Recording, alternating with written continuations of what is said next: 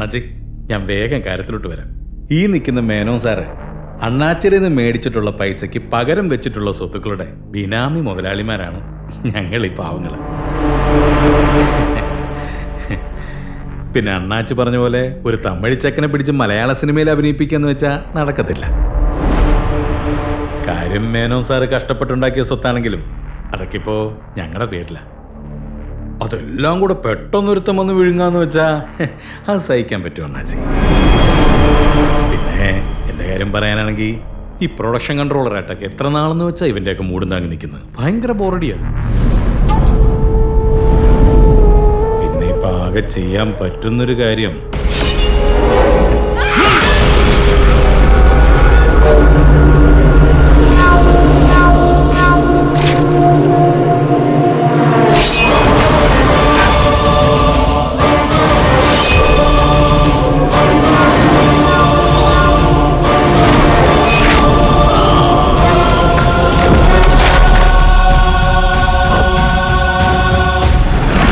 Oi.